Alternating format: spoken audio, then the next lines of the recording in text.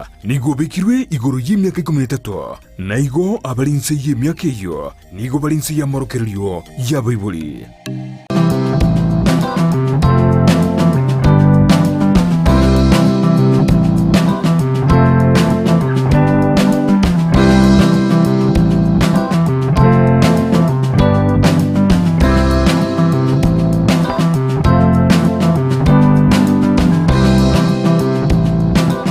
Mwanchi umuriro Ndizi TV nabo bwanso umunsi netinga kingi na ndengo kwarga ni miyongorobero bwo kumenya ku yangorobero to gose nuwa manke gore cinjira cyo kumenya bu yake botenu wetanga kuri asamarere kingenjo na begeme chando eyo era simebere gosera cha simebere ya mwanya banto tukumanyugwa igore yambaro iraho na kingi yakoreta marere igasimebere yitone mechandeye na ki oborinko libagokorekana na ki byorokere bimbiri biebe nabo igo oborinko lya no bwenya mborobyo na mwana cinjira cyo wetanga kuri ase okwenyora aseme chandega yono mwanchi mulingo kwarga na sumurobiro wetore rero kirambo atomogeni kurwase nyagatari ya Kisi Family Care kirambo ndochiko kwanera amange igoro yogoro irebo gwati wa Chinengo nacho tumanyia mange ningiye kwirera murorira baso umuntu chaka gwati wa Chinengo naki kero neki mundaga kora umanya buna kero kende na bwatungu chandekera watu emichinengo tali na negasi nyinga korire gose ninkekeiga age keragere eragenda sinyagatari eria bega ko gweni wana banyagetari ukwarga ngabe kugosanga amona into ikomairo ryo tobeto gosemigwa amange ryo tobeto kumenya buyake bocheno nakurenda emebere ito chinga kichonsi nyora sesemo ya Facebook nabakugendera gotonyora wetera Ndizi TV News Digital asesemo ya YouTube gotonyore wetera Ndizi TV News no murobero koleto asore na inche Evelina Sero ngo kwarga nichinga kechiga na inde kanute ko mwarga no mugeni gweri tkorya rero eria bega kwemanyekani tobeto gosanga amoweka omwero. Karibu sana daktari. Unaweza fahamisha mtazamaji jina lako na mahali unapatikana hasa? Okay. Asante sana ile. Kwa majina naitwa Linet Onyango. Mimi ni clinician at Kisi Family Medical Center. Kisi Family Medical Center ni facility yenye iko within Kisi town.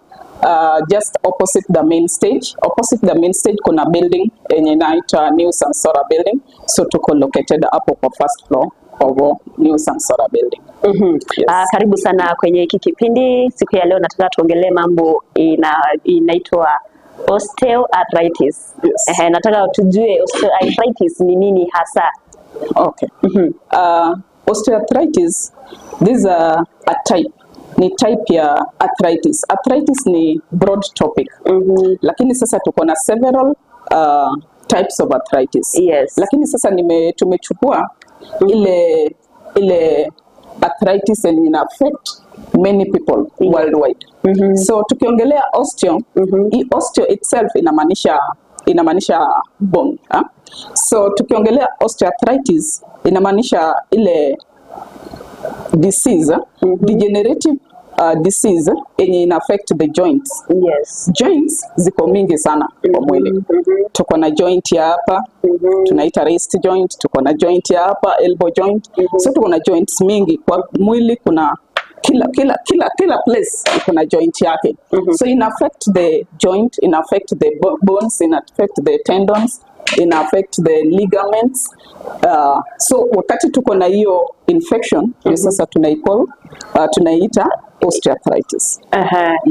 So tuseme hiyo ni inaweza shika mtu mahali popote katika mwili wake, mahali kuna joints.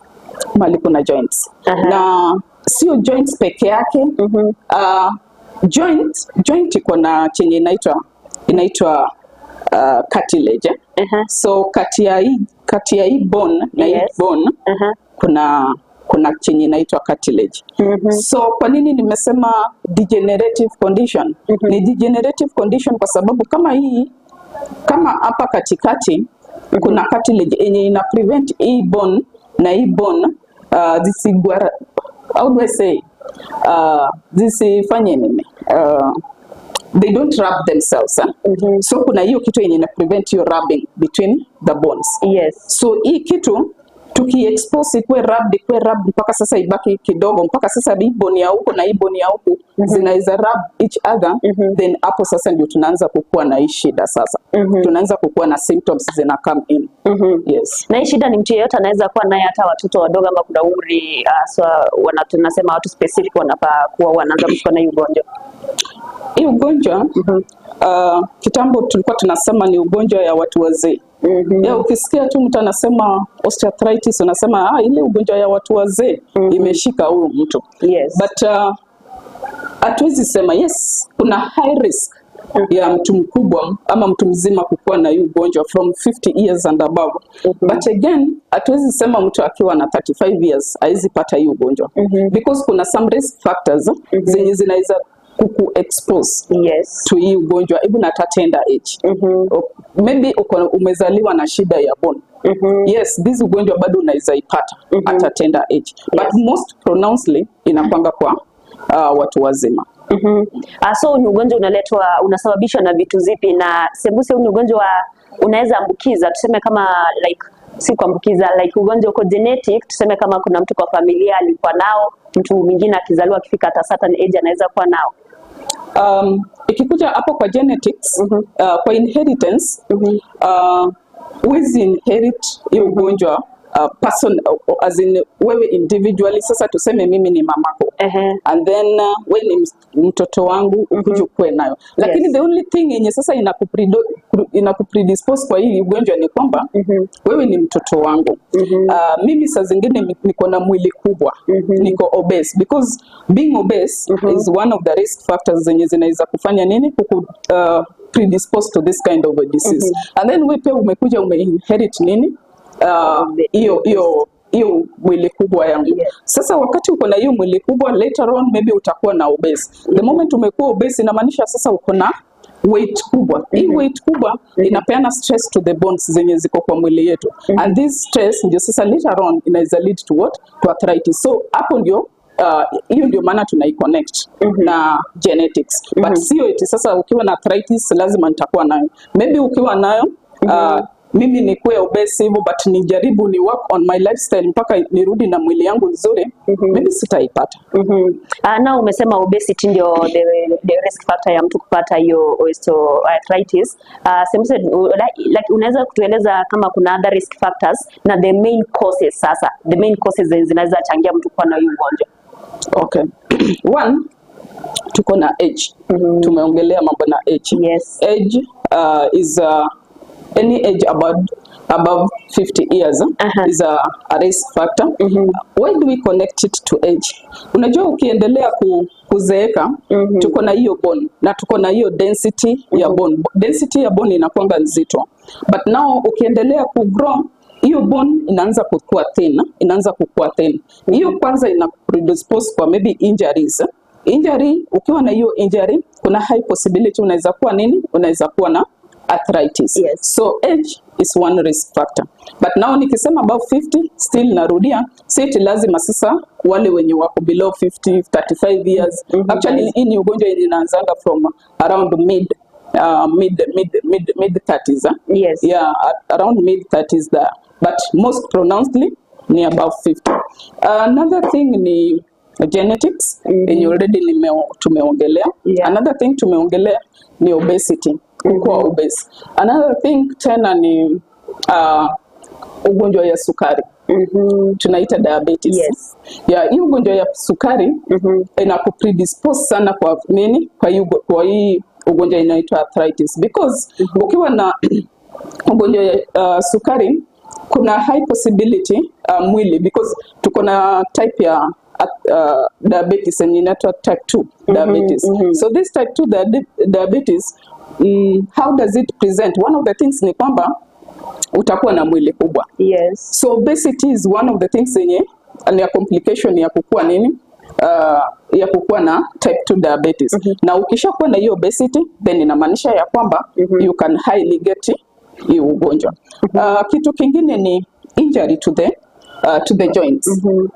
Injury ni kitu yenye huwezi prevent. Yeah, saa zingine unatembea umeshtukia umeteguka, umeanguka chini, umecause injury to the joint. This one inakupredispose to ugonjwa kama hii. Yes. Wakati mwingi nimesikia watu wakisema, and then another thing, being a female girl child, we are at higher risk. Why? Yes, we are at a higher risk because especially when nimekwambia ukifika it's more common ukifika 50 years. So tukifika 50 years that is around your age, around menopause sasa. So imagine you are not that active, haufanyi kazi venye umekuwa ukifanya. Hizi vitu za exercise sisi nikaku expose to, maybe hautakuwa unafanya hizi exercise. Hiyo mwili kuna venye huwa tunaigain tu automatically sasa. Because remember ufanyi, you are not active. So that predisposes you so much to this ugonjwa. Nimesikia watu wengi wakisema like ikiwacha kutumia chumvi mingi, tukitumia chumvi mingi sababu utaanza kuumwa na joints nini. Kuna vyakula ambavyo vinachangia mtu akwe na ugonjwa labda? Yes, naweza sema yes. Yes, chumvi nyingi inaweza leta. Ni not that inaweza leta, but sasa ina aggravate, ina increase the process. Like ukikula chumvi mingi kutakuwa na hiyo inflammatory process. Hiyo inflammatory process ya bones na hiyo ndio tena inatu expose more to arthritis. Tukikula chakula yenye iko na fats mingi, fats mingi italeta more proteins kwa hii joints ama kwa hii bone. Na hiyo tena inaleta hiyo process ya inflammatory inakuwa more obvious. Na hiyo tena inatu predispose to this ugonjwa. So I can say yes, kuna foods zenye hatufai kukula tu.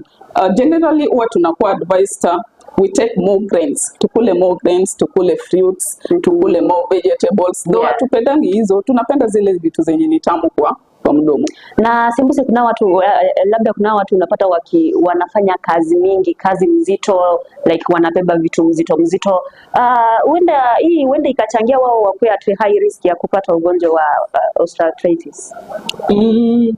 Kubeba vitu nzito. Generally what chenye naweza connect hapo ni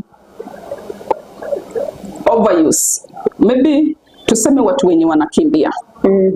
Unaona watu wenye wanakimbia, kuna hiyo rubbing between the joints yenye inakuwa sana. So hiyo tunaweza connect kwa sababu kama kuna hiyo rubbing sana na hiyo cartilage iko hapo katikati itafanya degenerate mpaka ikuwe thin. Na hiyo sasa utapata bones zinaanza kushikana na hiyo sasa inaleta shida. Yes. Lakini basically kubeba kitu nzito, maybe umebeba hii kitu nzito na sio eti iko kwa bone, but again tunaweza connect somehow. Because remember tumeongelea mambo na obesity. Wakati uko na obesity unajua umepea the lower limbs huko sides za chini, umepea kazi ngumu. Actually kwa mtu mwenye ako na obesity, some of the symptoms zenye utaanza kusikia ni backache, utaanza kusikia the knee joint iko ni uchungu. Mbona? Because umeweka a lot of load kwa mwili. So still tunaweza connect na hiyo, but not something very pronounced. Asante, naomba tuende mapumzikoni kidogo, tukirudi tuendelee kuzungumzia zaidi.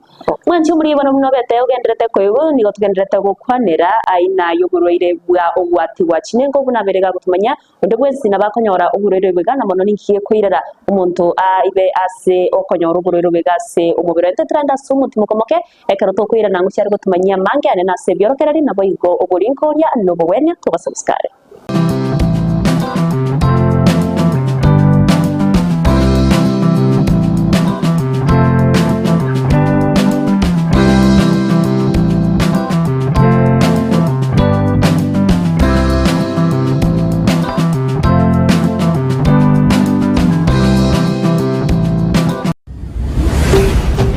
Ndizi TV, ubwansu bw'omugusi.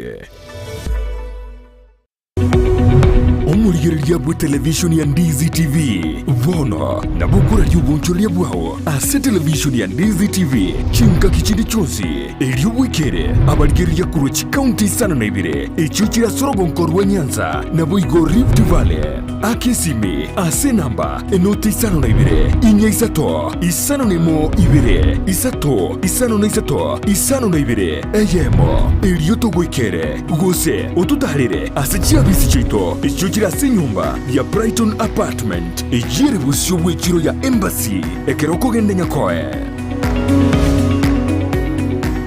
Ndizi TV ubwenso bw'omugusi nigo bono yakonikerundekerene negokorentera chibiche chinkia na bwigo chinkeno nukukigima na bwogo tonyora asorogonko bwogusi niji county chito etanaine buna e county ya Kisii, Nyamira, Homa Bay, Bomet, Kisumu, Migori, Nichisemo chinde chinyinge.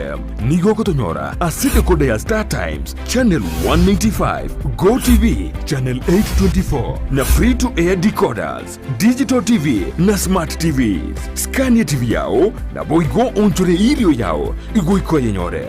Dizi TV, nigo turine kiringa, ekio korentera, emerubuli emerunge, chinka kichonsi. Dizi TV, obwensu, vuomogusi. Ayumwanju wegetasini kya Ndizi TV na bogo tubuate wetera senjera yomtandao ya www.ndizitv.net ili kutuligirelia na boigo usonje mirubuli yito chinse 24 nyoranga na bogo sonja wetera sesimi yao ya kuboko laptop smart TV iliyo wegokie Ndizi TV obwanso obumagusi. Ndizi TV, obwansu bw'omugusi.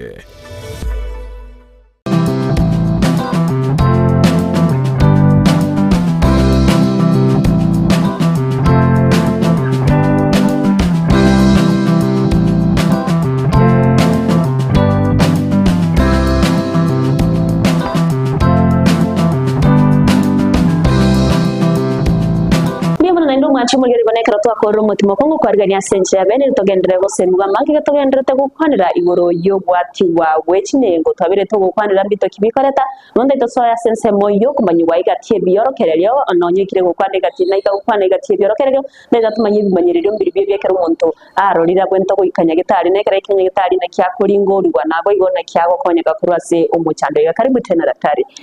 Tumeweza kuzungumzia the causes zile zenye zinaweza changia mtu akwe na ugonjwa. Sasa tunataka kujua ni signs ni zipi zile ambazo mtu akiona tu atasema hapa kuna shida atembelee hospitali.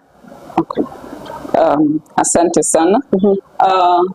Ikikuja kwa signs and symptoms za osteoarthritis, ni zile signs zenye zinaweza kukuconfuse na other ugonjwa. Yes, other conditions.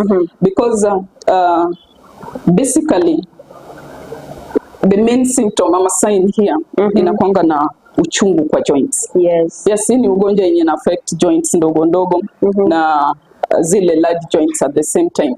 So mtu atakujia na kuambia daktari, siku hizi nikiamka asubuhi nasikia niko na joint pain sana. Na sio eti ni joint pain huko peke yake, nasikia mwili yote imechoka. Atakwambia huku kwa mkono hata siwezi straighten vizuri. Atakwambia mpaka kwa neck nasikia kuna uchungu. So unajua mtu akikukujia na shida kama hii, kuna malaria yenye na present the same way. Itakuwa na kitu kama joint pains. Kuna kitu kama brucellosis ina present na hii joint pain. Kuna kitu kama typhoid ina present na nini na hii joint pain. Neck stiffness, kuna kitu kama meningitis ina present na neck stiffness. So at least ataenda further tena kwambie nani kisimama maybe asubuhi after kukaa for long nasikia kuna sauti inatoka tap, hiyo yenye huwa inatoka kwa joints. So hiyo pia at least tunaanza connect nayo. Atakwambia sasa unaona hizi joints, movement ya hizi joints sio free venye ilikuanga kitambo. So at least akikwambia vitu kama hizi, at least unaanza kufikiria could it be arthritis, could it be brucellosis, but now you have to move to the test again, at least to confirm hizi vitu. And then kuna ile tunafanya ya physical examination. Yanza amekuja na hizo mashida amekwambia joint pains. Ukiangalia pengine mwili pia unaona mwili ni kubwa, maybe utaendelea umuulize umewahi kuwa na any trauma, umewahi pata any injury, umewahi kuwa na any accident. At least tujaribu kufanya nini kujua hizi vitu zote. Labda utueleze kidogo zile vipimo ambazo mnatumika ili kujua kama mtu ako na arthritis. Kuna vipimo zingine? Actually first of all kuna hiyo history ya patient. When amekuja amepresent anakuambia nimekuwa na shida, joints ni uchungu, siku hizi nikifanya tu kazi ya kidogo hivi hata siwezi endelea na kazi, uchungu yenye niko nayo kwa joints ni mingi sana. Unakiangalia hizo so utachukua hiyo history and then apart from history utafanya examination. Kuna chenye inaitwa palpitation, palpation. Utapalpate hizo joints, uone wakati unashika hizo joints atakuwa anasikia uchungu. So at least hiyo pia itakwambia kitu. And then pia unaweza mtuma kwa lab, just ujaribu ku rule out other kind of infections. So utamtuma kwa lab kama kuna type of arthritis ingine inaitwa rheumatoid arthritis. Kwa hiyo sasa utapata tunatuma for what we call the RF, rheumatoid factor. Tutapata kama ziko raised. So at least una rule out hiyo. Apart from that unafaa ufanye chenye inaitwa x-ray.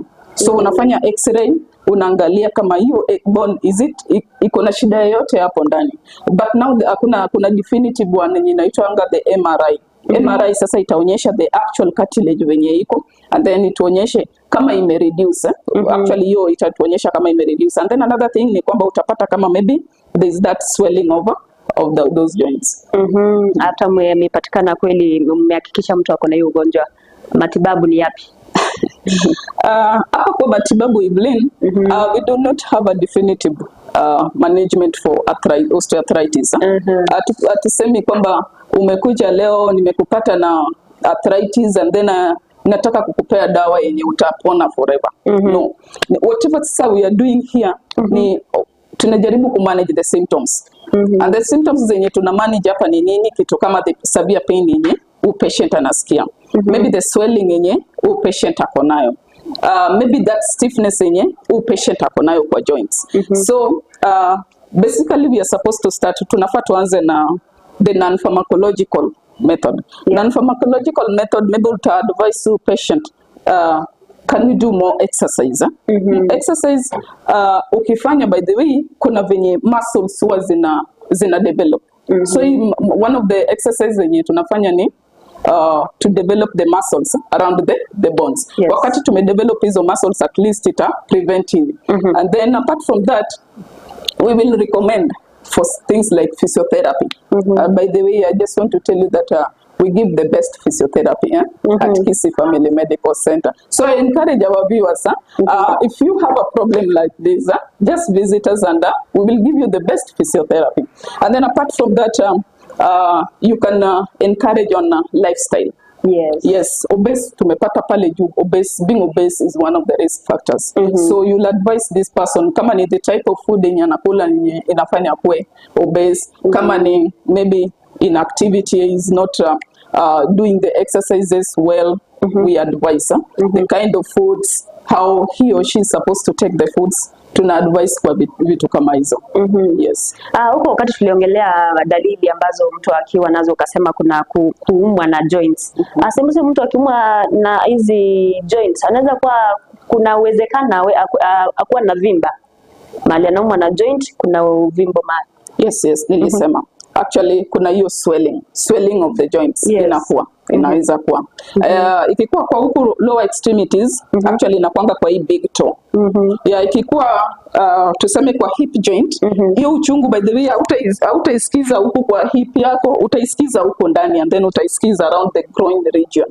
Ama sometimes to some people hiyo uchungu inakuwa kwa the buttocks, kwa matako itself. Hapo ndio anakuambia mimi nikiamka huku ndio nasikia uchungu. Yes. And then hapo nilikuwa nimeongelea about non-pharmacological.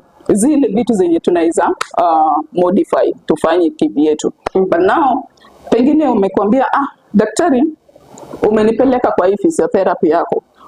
Nimejaribu reduce weight, lakini still uchungu imezidi.